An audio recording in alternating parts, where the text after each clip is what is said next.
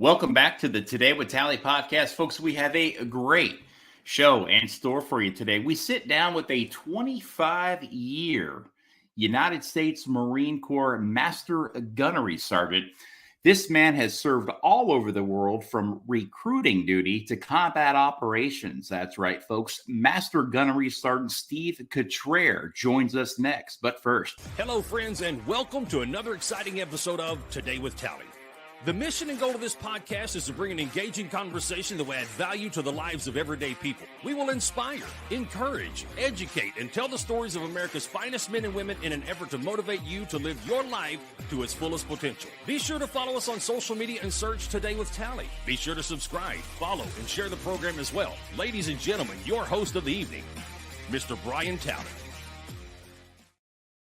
Welcome back to the show, folks. Today's show is going to be a great one. We are going to be joined by 25-year U.S. Marine Corps veteran, Master Gunnery Sergeant Steve Cutrer. This man served 25 years all over the world, like I said, from recruiting duty to combat operations. He served times on borders across the world, drug operations, you name it. And he is also the president right now of the Marine Corps recruiting, or the Marine Corps Council here in Southeast Texas. And with that, we're honored to be joined by Master Gunnery Sergeant Steve Cutrer. How are you, sir? Hey, Brian, doing well. How are you doing today? Good. I didn't mean to screw that up there. No worries. You are the current president of the Marine Corps Coordinating Council of Southeast Texas. Now, before we get to dive into what you're all about and your experience, what is the Marine Corps Coordinating Council? So the Marine Corps Coordinating Council is a group of individuals who, and let me even take you back. I think I need to begin where the council actually began in 1976, with the fact that it was organized by a group of Vietnam veterans in 76, just after the Vietnam conflict came to an end. And their purpose was to help recruiting, of all things. What they noticed is that because of the unpopularity of the Vietnam conflict and the impact that it had on everyone across the U.S., that recruiting was beginning to suffer a little bit because of just the negative press. So a guy by the name of Hardy, he retired as a brigadier general, and Harrington, both came together, but good friends during the Vietnam conflict, and said, we're going to create this thing here in Houston that's going to help out with recruiting. We'll get in the schools, we'll get into the public, and we're going to put a shinier, smilier face on the Marine Corps and the benefits behind it. That was their intent. And that was 1976. 1979, they petitioned to Headquarters Marine Corps to become a council, to become something that was bigger than just this small locality. And in fact, at that point, the Commandant of the Marine Corps issued a white paper that said that the Marine Corps Council, or Marine Corps now Coordinating Council in Houston, Galveston, was established. What that turned into over time was a series of different councils, all for whatever reason, on the East Coast or the eastern side of the U.S., a whole variety of these things that fell into this, under the same provisions of the white paper, to help recruiting. And that's exactly what they were there for. Just be either SMEs on the Marine Corps for kids who are going in, backup for recruiters that were going into schools, and then, of course, to be the civilian liaison to a variety of different efforts that were needed for the recruiting effort. 1988, this one, the Coordinating Council of, at that time, Houston, Galveston area, became a 501c3. And the first one to step in and go, we're going to be a 501c3. And they ended up being a 501c3 17 at the time, or 19 rather. And what that allowed them to do was petition or advocate for military affairs at the government level, at the Texas state level.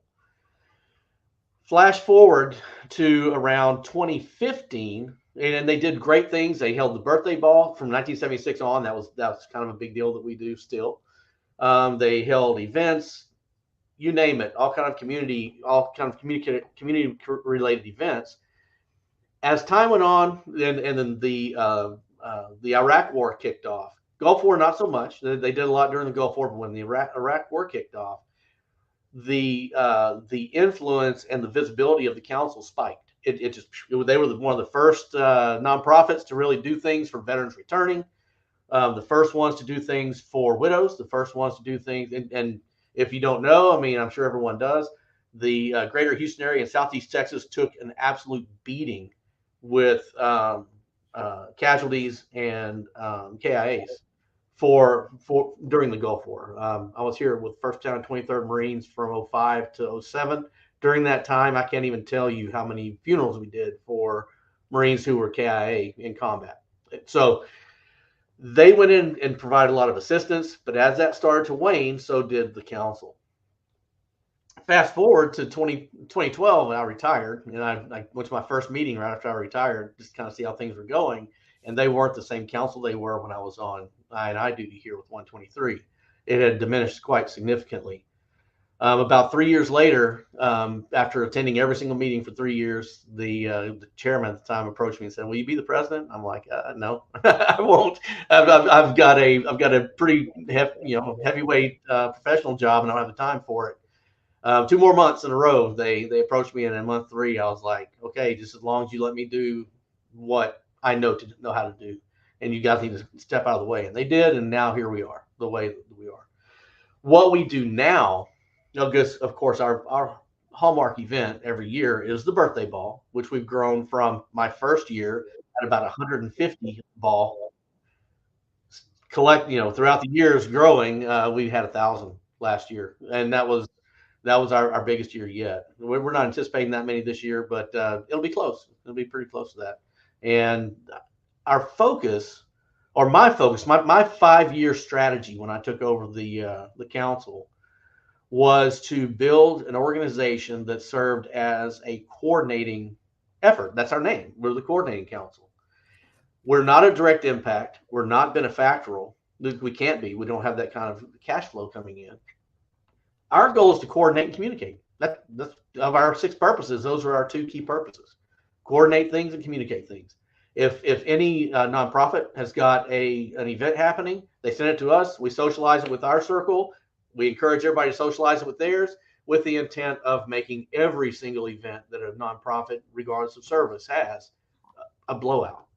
So that's what our main focus is. And our biggest coordinating event to get the most people together, and you've been there before a couple of times, is our birthday ball, where I don't really care if you're a veteran of any service, a Marine Corps veteran, obviously, we want all the Marines there, or even a civilian supporter, join us.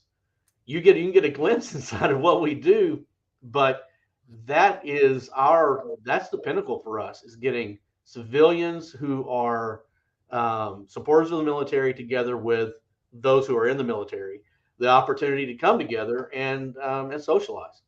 That above everything else, we do our cake and we read the message and we do all of that stuff. And that's 13th Commandant said, we will do this every year until the Marine Corps is no more. And even when it's no more, people like us are going to still do it because we know this is the right thing to do. So if the Marine Corps will never be no more, but if it ever is, we're going to carry the Eagle of an Anchor with us until we're gone. Sure. So, and that's kind of the purpose of what we do, is just to bring people together and allow them to connect either professionally or personally, with the intent of providing job opportunities for those who don't have them, growth opportunities for those who want it, and then most importantly, and I think that it's a problem that we've experienced, more importantly since about 2001, to hopefully curb the veteran suicide problem. Just because, if anything, you look at that family reunion, if you will, and at least once a year you're going to get together and just tell your stories.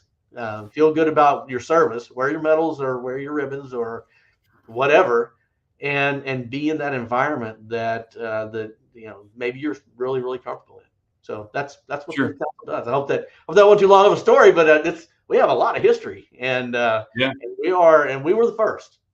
So just to let everyone watching this knows that the Houston Marine Council was the first one, and everyone models after it. So the things that we do sometimes impact the national level council as well.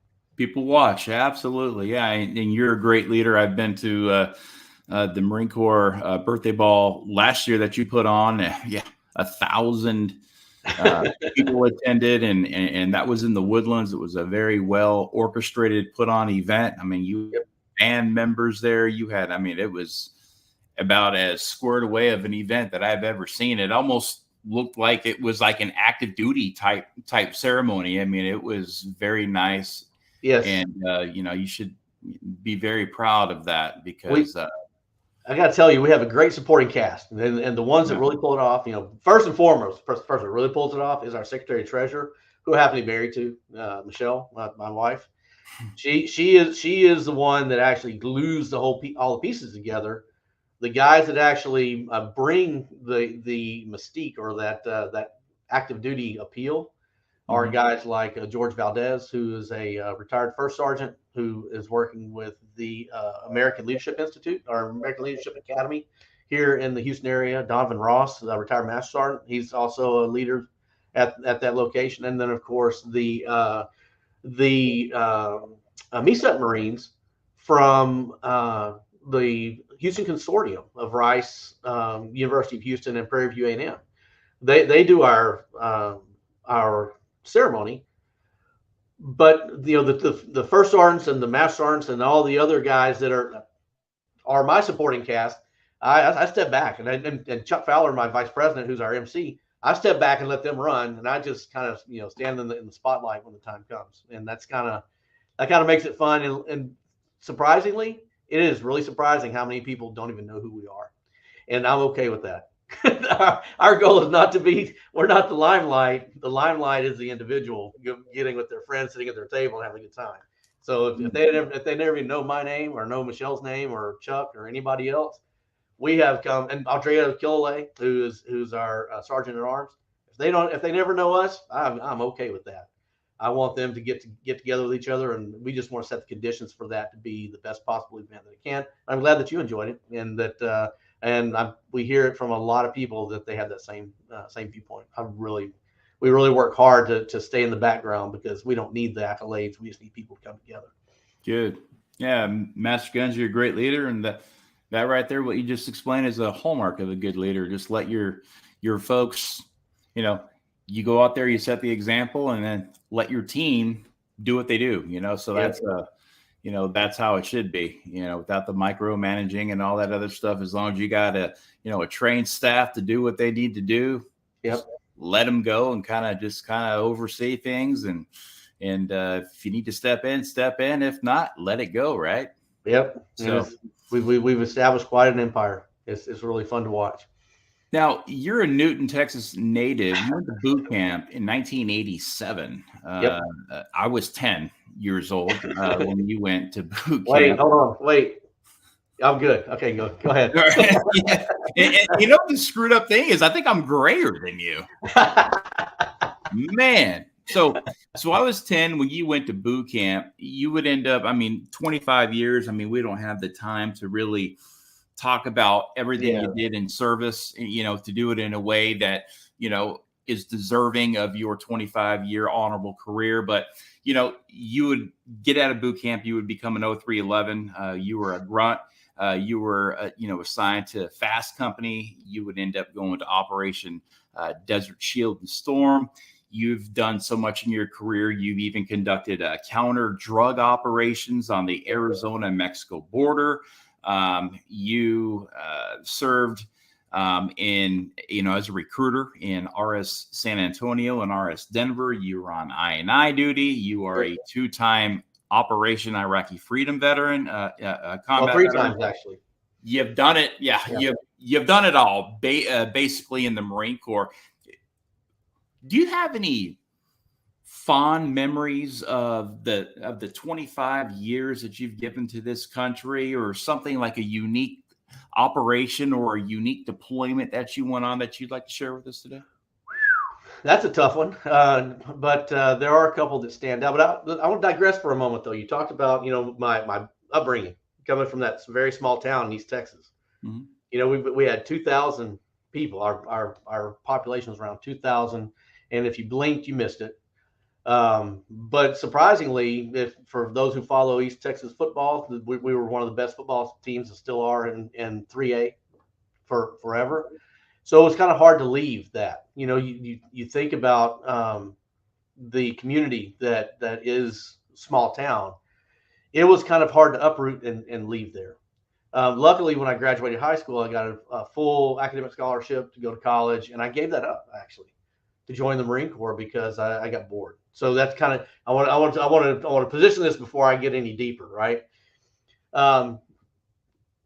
School was always very easy for me. When I left San Jacinto Junior College, which is if you get a full ride, you go cheap. You know, I've always been kind of an economist at heart.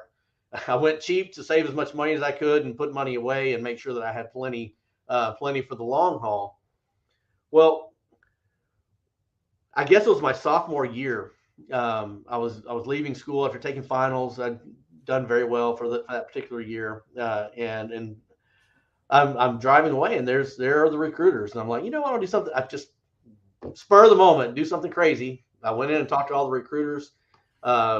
Didn't talk to the Marines. Went to get in my truck, and the Marine recruiter stepped out. A guy by the name of Jack Holbrook stepped out, and he goes, "Really? This is the way it's going to go? It's like that. Challenge me. That's the way it's going to go. You went to everybody else. You can't come in here." That evening, I was going to take my ASVAB. So I was like, okay, imagine that. Good old Marine Corps recruitership. But what brought me to the Marine Corps were two key things. Number one, it was the smallest service. And everybody knows the Marine Corps. You can't miss a Marine. You just know what we look like. And the sense of community, sense of family. Now, that is a big deal, especially for someone coming from a small town where, you know, I'm not saying I grew up poor, but I will say that I grew up on a small farm where we hauled a ton of hay and did a lot of work. And that was what the Marine Corps appealed to me in that way. You know, they're the dirty, grimy guys. And I, scored excellent on the ASVAB, could have done anything. And I said, I want to do whatever it takes to defend this nation. And of course, Jack Holbrook being a grunt, he goes, guess what you're going to do? You're going to be in the infantry. And I said, okay, great. And I signed up to go to security forces at the time, not realizing what Fast Company was. And in fact, I think that my group were the plank owners for the newly formulated Fast Company in 1988. It was a concept, and I think that we were the first test dummies to get in there and try it. And apparently it worked really well because it's still around. Now, flash forward. I was that meritorious guy. You know, I think you had mentioned you were meritorious corporal. I never got meritorious corporal, but I did get meritorious sergeant and staff sergeant. So what I realized early, because the Marine Corps was just going to be a 4-year gig for me, it was, go out there, sow your oats, do some cool stuff, save the world, come back. And I was coming back to be a teacher at a probably junior high or high school level. That was my goal. Unfortunately, it turns out I was pretty good at being a Marine. And so teaching had to wait, because I found out that I was teaching adults in the Marine Corps and sort of satisfying two things that I'm passionate about: physical fitness and teaching. Scattered in between those two, if you made a pyramid, is leadership. I enjoyed, making a difference in people's lives. That was looking back over my career, I just have thoroughly enjoyed doing that. So as I promoted very rapidly and got the opportunity I've made what I consider to be pretty good career choices, very bad family choices, but very good career choices to be able to be in the places where when the balloon went up, I got to be, underneath the balloon. It really brought together all of those things I expected from the Marine Corps, and all of those things that Jack Holbrook on that fateful day in December of 1986 said, this is what you're going to do. Well, guess what? That's what I wound up doing. Now, Gulf War happened that quick, and the role that we played was just rear area security. I was not in a grunt unit. That's what we did. It was fun. It was good to see, the massing of troops and get to be involved or see kind of how the tactical side unfolded. But I wasn't that guy. I was up in the front, no combat actor on that one. It was just one of those things where you were there and it just happened. But now we flash forward, all the way to Iraq. During that time, like you were saying, I went to recruiting duty. I went to all these other things, guarding borders and things like that were, I guess, similar to what combat would represent. But bullets never flew, but we still had to detain people and things like that. So that gave me a lot of experience into what I should expect. But any combat veteran will tell you that combat's not what you expect ever.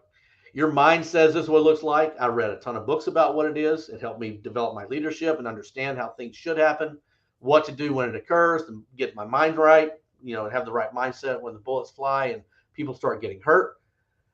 Nothing prepares you for that. Nothing. And I'll challenge anybody. Anyone that says, "Oh no, it didn't scare me at all. It's perfectly bull." That's bullshit. Sorry for the language, but that is a crock. Because every single person that I knew, as soon as the bullets started flying and the mortars and the artillery started dropping, everyone I saw in their face that even if they were an atheist, they were finding Jesus right then. And that's a big deal. So you asked what was something that stands out in my mind. I think that the thing that stands out the most, there are many things. I mean, I could, like I said, we don't have time for it, but one of the things that really stands out to me the most, it revolves around a discussion that J.D. LaHue and I had when he was our guest speaker a couple of years ago here at the Ball. We were in the Battle of An-Nasiriyah. I was the 2nd Battalion, 8th Marines, and we didn't know what was going on in the city of An-Nasiriyah. We had the Nas. We had no idea what was happening ahead of us.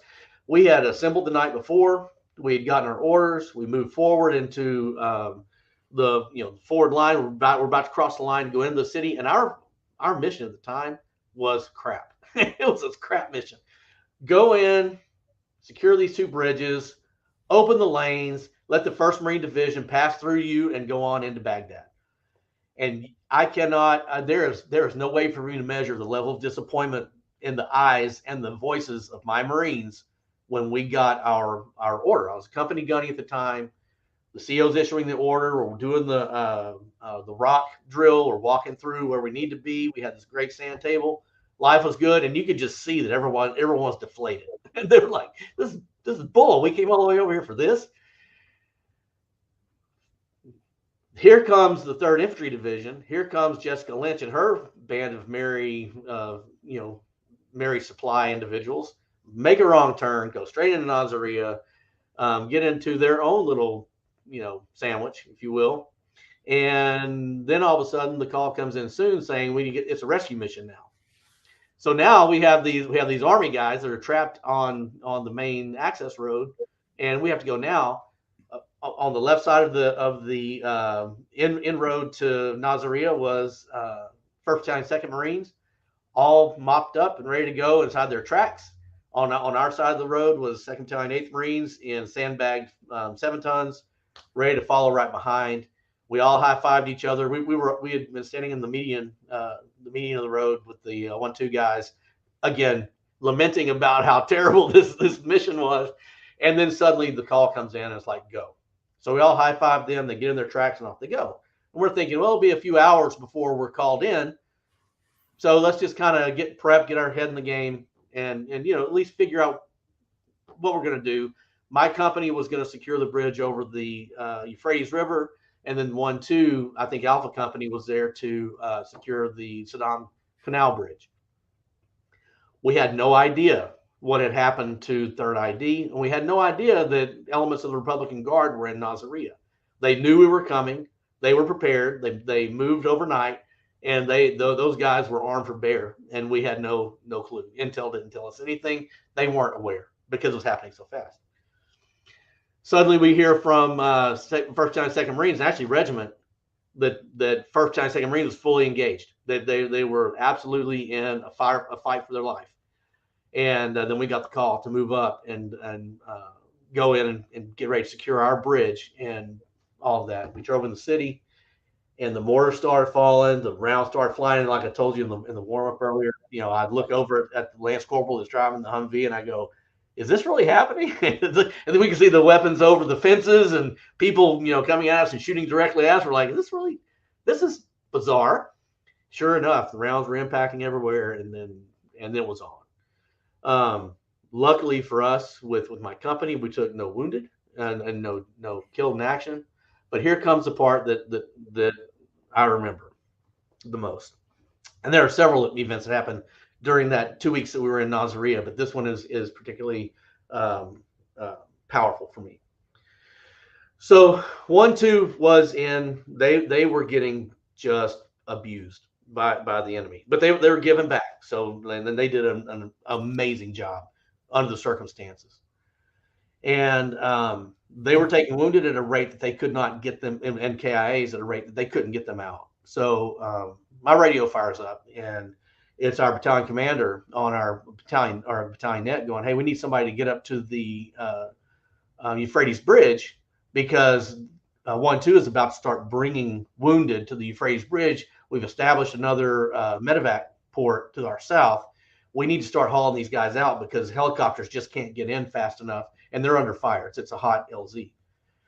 What I did not know is that my good friend J.D. LaHue was going to be driving the vehicle that was bringing the wounded back to the bridge where I was sitting, and his vehicle had been hit by an RPG. It was blown into kind of pieces. The back hatch was down. The muffler had been blown off. That thing was so loud I could hear it coming from a mile away. And so now my little team and I are there with our vehicle waiting for these guys to show up. And I'm like, this doesn't sound good. Here he comes over the bridge, because we're on the opposite side. He comes over the bridge, spins his track around on his tracks at a cyclic rate, and here comes that lift gate, or the gate comes swinging around. We're like, holy crap! Inside that thing was absolutely loaded to the ceiling with wounded and dead Marines. And so we unload them as fast as we can. We get them into our Humvee and run them back. And we do this 2 or 3 times. Yeah, it was they took a lot of wounded. So that kind of stands out. We think about the fact that, if we're slinging lead down range and stuff like that, but when you actually see it in your face and you don't have time to really even absorb it and absorb what's really happening in real time, that is what stands out to me as something that was frightening, exciting, and a memory that I will never forget. So here are JD and I driving from the airport after I picked him up for the ball. I haven't talked to him in a decade or more. And I'm like, man, one of the biggest things, I told him the story, and he goes, "You got to be freaking kidding me." And I was like, "What do you mean?" He said, that was me. I was driving. I was literally BCing or TCing that track. And I was like, "Are you kidding me?" I said, "I had no idea that we were so close, in our battles." Of course, he's a Navy Cross recipient and did some just absolutely unbelievable things. But to be part of that, and looking back on it now, that's probably the third highlight of my career. The only one that I don't want to get emotional. So I thought I would just use that one as like as probably the third highlight of my career. That really stands out. So it's for all the combat veterans out there, you guys know, and especially for you Fallujah guys and Ramadi and things that were even worse than Nasiriyah. I can't even imagine what you guys went through. But that kind of goes back to, I think one of the things that you want to discuss, and I might do it, in a moment, the phenomenon of veteran suicide and the power behind that, and how hard it is sometimes to fight that urge off. And I know from personal experience how strong that urge is, how black things can get, and like really, really, really quick. So yeah, that's one of my highlights. You and I can talk offline sometime later if you have hours. We can cover a whole lot more, but yeah, taking those guys out of there was a pretty big deal for me and my team. And my driver surprisingly lives now 5 miles from me. And he moved to this area, and we talked about that day and the impact behind it. And he and I both, crawled through that blackness that day yielded, and luckily came out on the bright side of that particular day and that particular moment. It's pretty exciting. Thank you for sharing that with us, Master Guns. And, that leads me now to giving a shout out to today's show sponsor that I think is going to be very well fit and effective for what you were just discussing, folks. Today's show sponsor, Joyride Center, that is based in Magnolia, Texas. Check them out online today at joyridecenter.org. That's joyridecenter.org. What is Joyride? Well, they are offering equine therapy services to veterans, to those very veterans that the Master Guns here was just talking about, going through those types of combat, operations, and going through traumatic type situations and seeing things that you really can't unsee and dealing with those day-to-day struggles. They also offer this to first responders as well. This new program being offered is called Operation Equine. Now, Joyride serves veterans through unmounted activities between horses and humans. You get that connectivity with a horse. And I tell you what, I've been through the program, and there is nothing like connecting with the horse. It will literally change. It'll remove all the bad from your mind, and you will just engage in this positive way when you're interacting again with that connectivity. And again, there's something between a horse and a human that one you really can't really explain unless you go through it and see it for yourself. Now, this is aimed at rebuilding critical life skills such as reduced anxiety, improving confidence, improved self-awareness, and communication. These lessons will consist of activities with equines focused on the needs of veterans and first responders.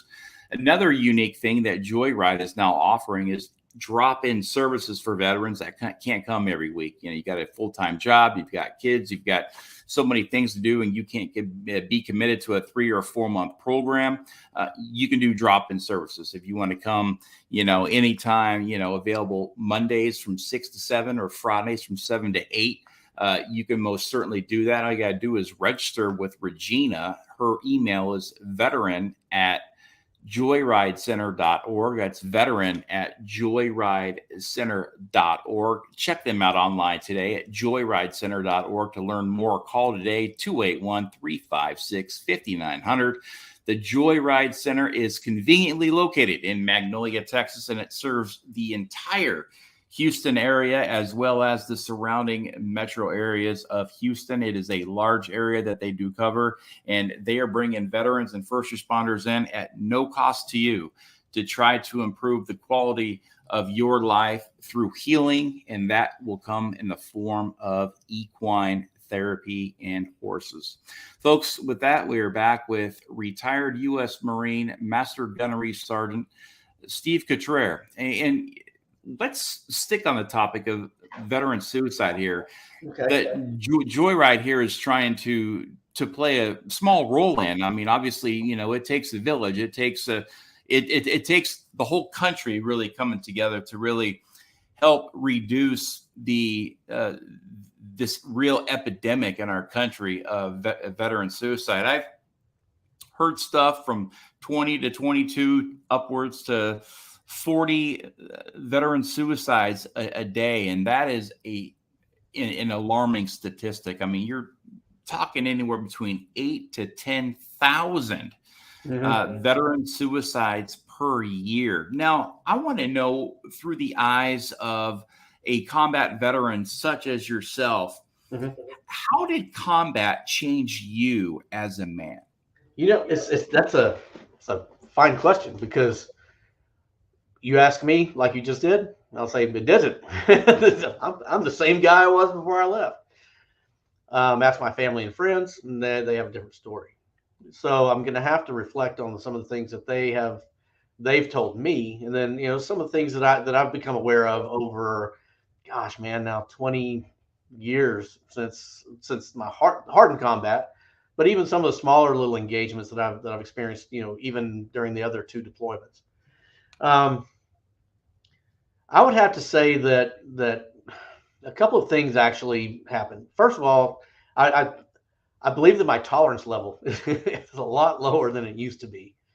Where I used to be that really kind of happy-go-lucky person. I still think that I could maintain that pretty well.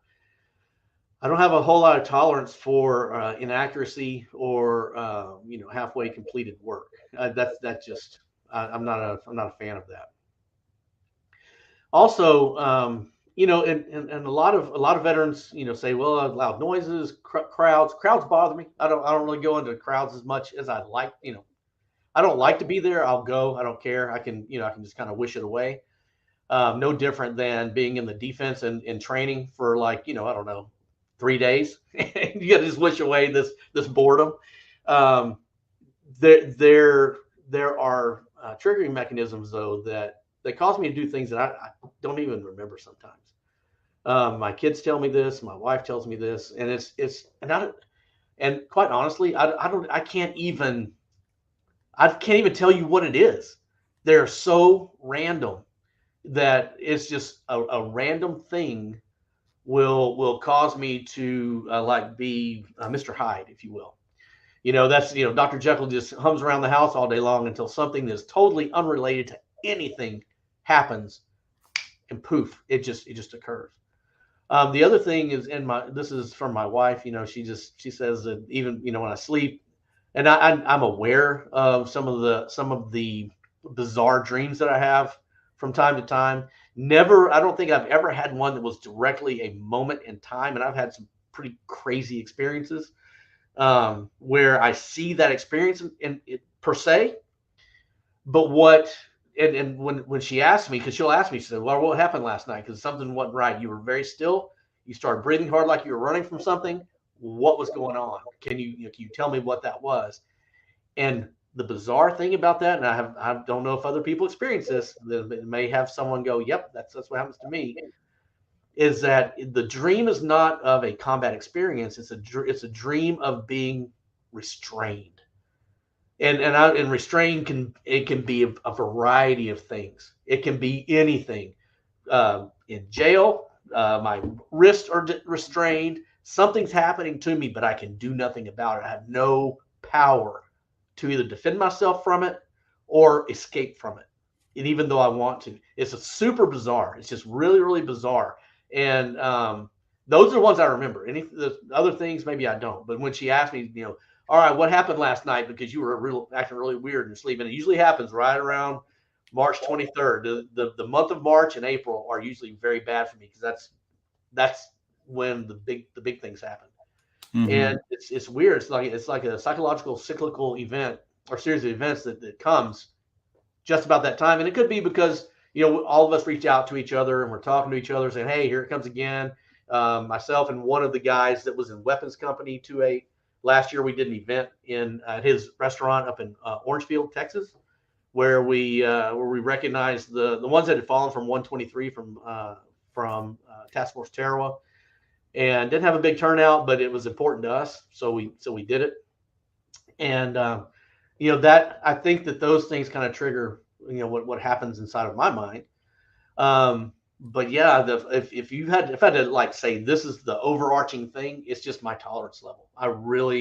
I've got a very low level of tolerance for inaccuracy, and I don't avoid things. I'd go at them full head of steam, as you can tell from the success of the council.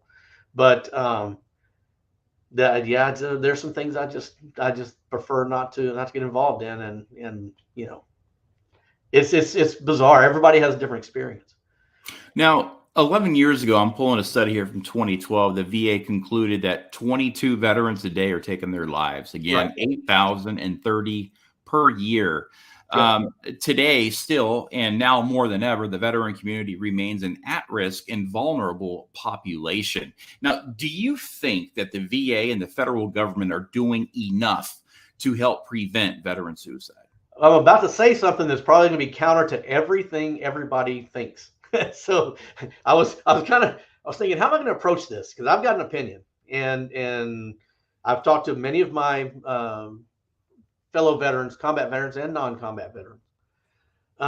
Okay, I'm going to say it like I'm thinking it. When it comes down to it, there's nothing they can do. I honestly don't think it is the federal government's or any government agency's responsibility to help people through this. Now, let me context this real quick, because I'm sure that when people see this, they're going to go, "Who is this guy? I'm never going to go to a council ball ever again because he is a psychotic." So, in my professional job now, I teach business processes, leadership, people movement, things like that. You know, how to get people to do things when they need to do it. Over my years and years of research now on how to get the best out of every human being that you encounter, I come across this one word that comes up over and over and thousands, tens of thousands of times: willingness. Every single human on this planet has more power in their body than they're willing to give themselves credit. And from personal experience, there is a certain degree of willingness that each human has got to find and exploit inside themselves to make a difference. I've lost in the last, probably, I would say the last 5 to 10 years, I've lost 40 plus friends to suicide. Easy, if not more.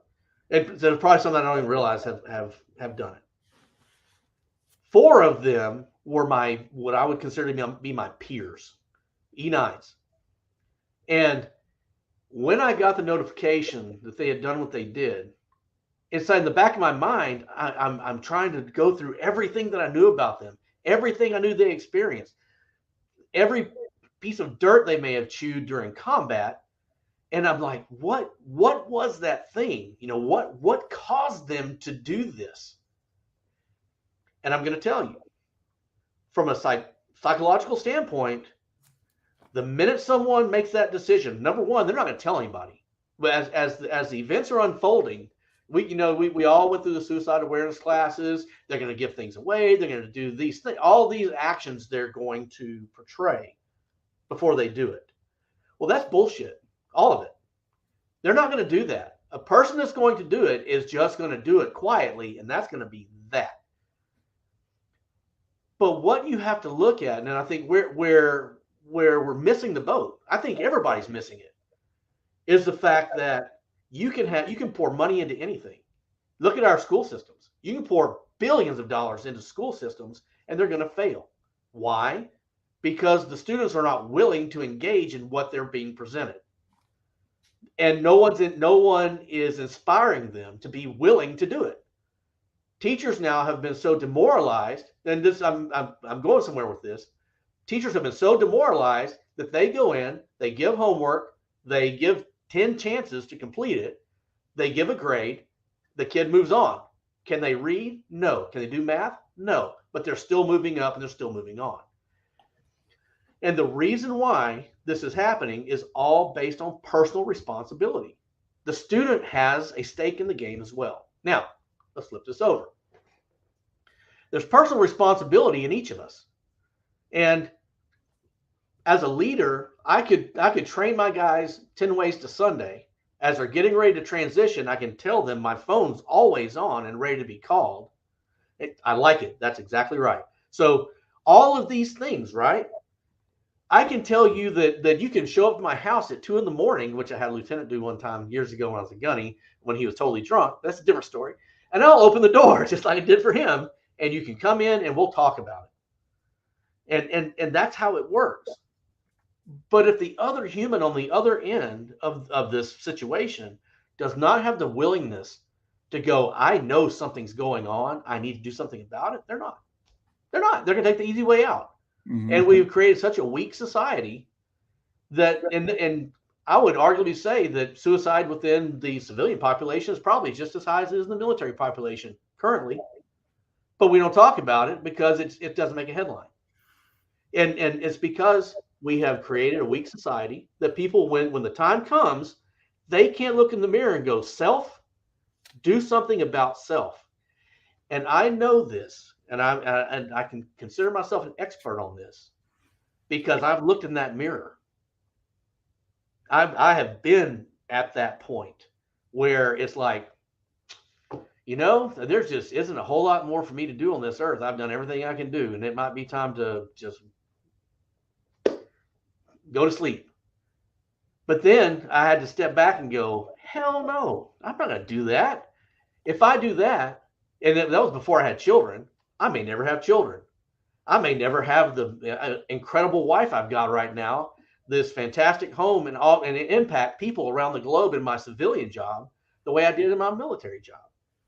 And I had to make that call right then. I'm not going to do this because there's so much more that Steve Cutrer has to impact on the earth. And the only person that's taking me out is the maker himself. And when he decides it's time for me to go, then that's when I'll go.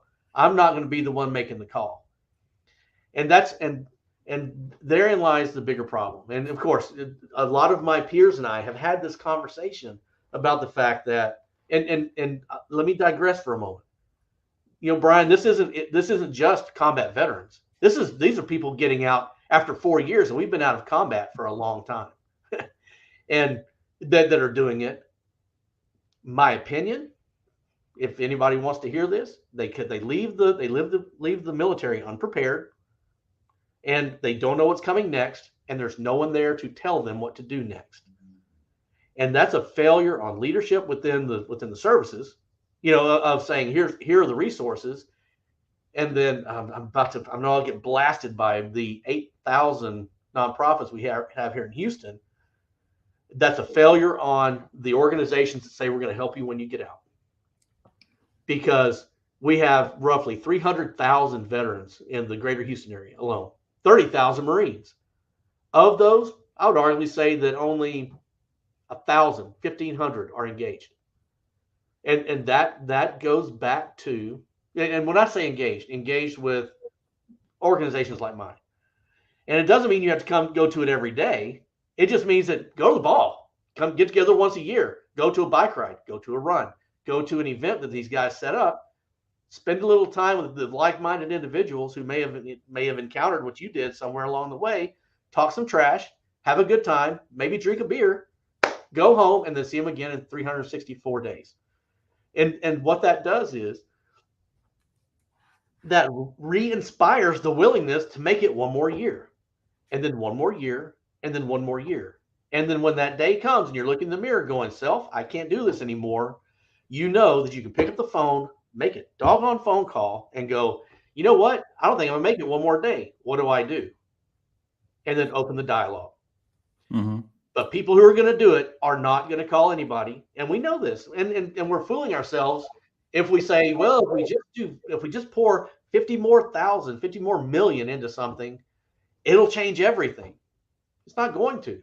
True. The inherent willingness of an individual to either take the short road, the easy road, or take the long road, the hard road. That's where the magic happens. And I really hope that the people that watch this go, you know what, this guy might be right. I do have a stake in this. I can't do anything for anybody. Nothing. I could talk to them again all day long. It's what they do the minute they walk away that makes a difference. So that's my opinion on it. I mean, what do you think about that, Brian? Yeah, no, I mean, I always talk about only you can save you. And like you said, you've got to be willing to look at that man in the mirror and say, is this who I want to be? And if it is, well, you're going to have a problem. Self-isolation, substance abuse, over medication, trying to make yourself numb.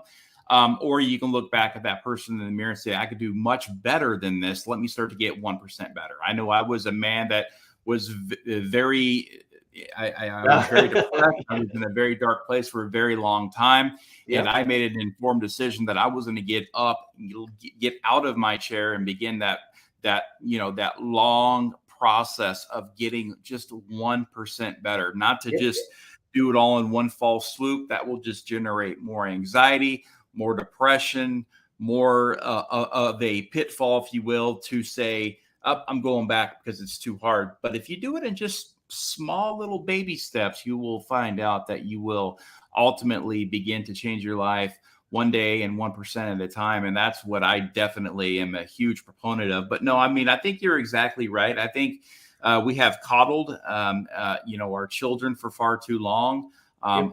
Our country, is living proof of that, of what we see going on currently at all levels. Yes. From the lowest all the way to the very, very top. And it's a very sad sight to see. I know you worked a lot on the border.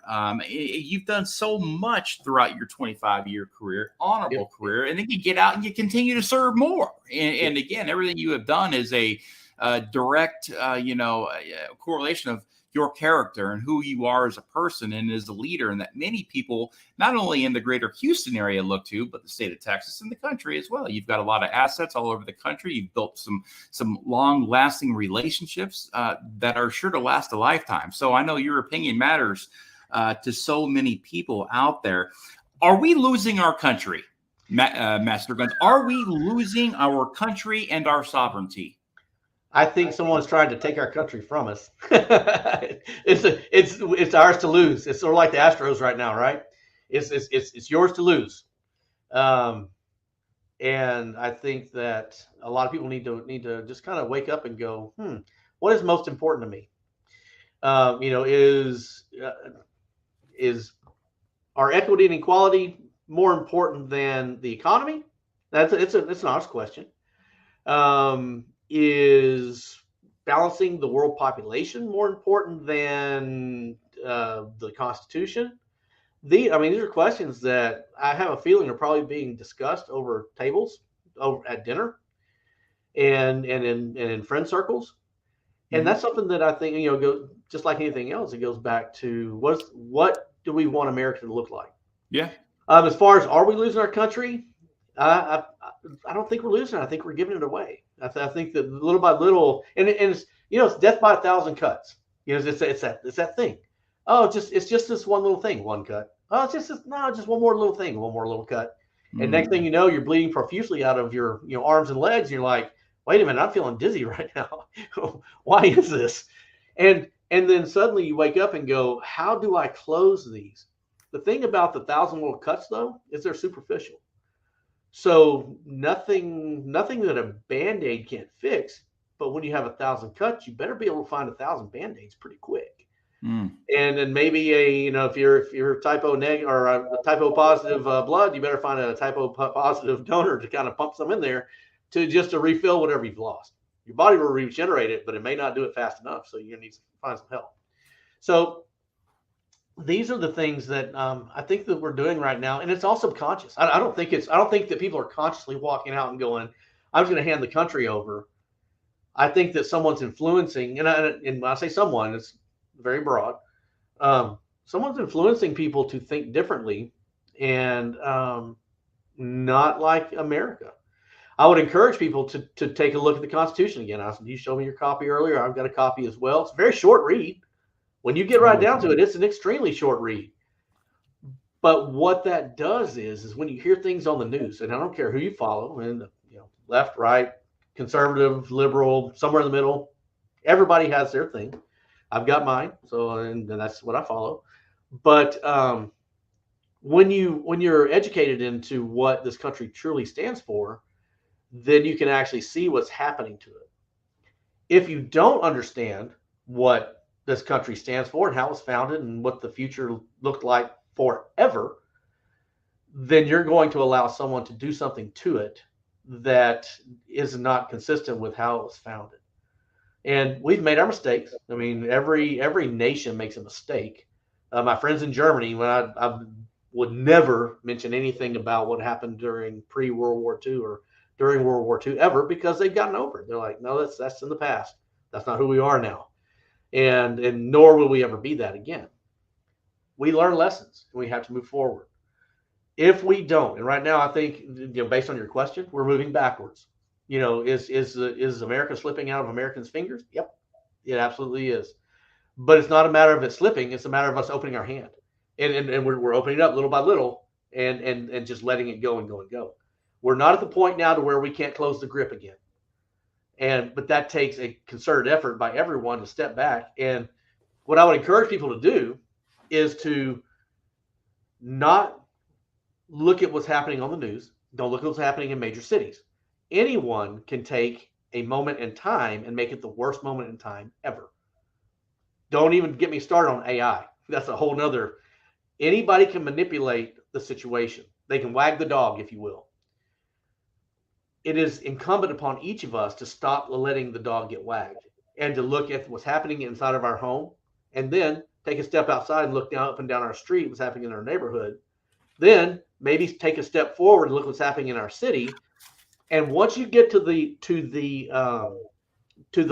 city limits, and you're getting ready to look at what's happening to the state and so forth, at that point, if you're comfortable with what is happening inside of your four walls, happening inside your neighborhood, happening inside your city, then you should be pretty happy right about that time. And go, okay, yeah, I think that we've got it.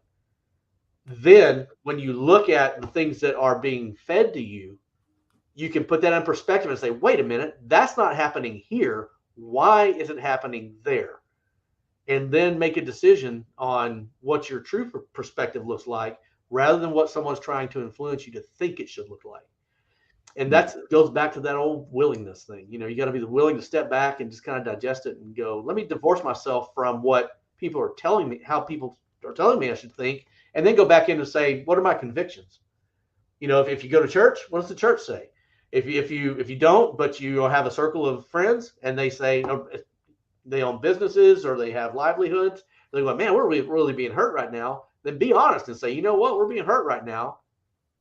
How do we fix that? Who helps us fix it? And what influence do I have over that moment? And if you can do that, then everything else is easy. Then the grip starts closing back on America again, and we come back to our country. And yeah, it's scary though if you think about it, because if anybody does research back to say the 80s, I would say the 80s, maybe even into the mid 90s, were some of the highlights of America. The 50s were great, because it's rebuilding after World War II. Everybody kind of learned their lesson. Like, I don't want to do that anymore. More people served World War II than we really give it credit. Vietnam happened. People didn't like that either. It's like, why am I in this little tiny country and there's so many hundreds of thousands of people that were involved in that little tiny piece? And then, of course, we got involved into the Gulf War, all the way up into Iraq, Afghanistan, and little things like Kosovo. I served there as well, and even things were happening along the border. And when you look at that, you go, I don't want to do that anymore. I don't like that. And people often ask me, like, what do you think about Ukraine? Don't get me started, but I'll just give you the 10,000 foot view. That could have been ended a year ago, 2 years ago, easily. It could have been stopped before it even got started. But because of the human condition, people don't want that. They want something else. And for those of us who've seen what is ugly about war, if we're not careful, we may see it on our own shores. Mm-hmm. And I don't want that to happen here. And I would hope that every American doesn't want to see that happen here. But right now, if you really listen and filter what's happening, even at our border, you're going to see that the conditions are being set for that to potentially occur. And we have time now to stop it.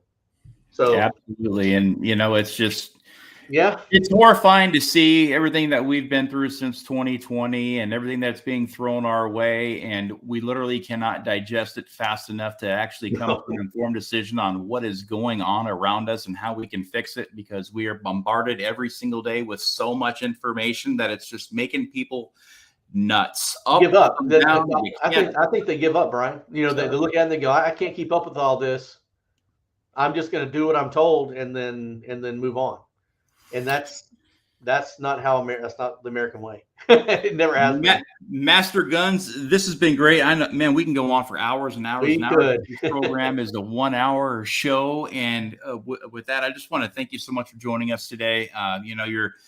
We sincerely appreciate everything you have done and continue to do in the military and veteran community. And I want to have you back. I'm definitely extending an invitation to have you back. We can talk on a wide variety of subjects. And again, your opinion does matter. Sir, your service, sacrifice, and dedication to our great nation is truly admirable. Excellent. Thanks, man. Appreciate it. And I look forward to doing it again. The birthday ball, November 4th, Woodlands, www.houstonmarines.org. Go in there and get your tickets and join us. If you've never been, you are missing the party of the year. I can say that hands down. Amen. It is a great time. Folks, Don't forget to like, share, and subscribe to the program. It has never been easier to listen to this podcast, folks. We're on Spotify. We're on Facebook, YouTube, Amazon Music, Google Podcasts, iHeartRadio, TikTok, Twitter, and LinkedIn.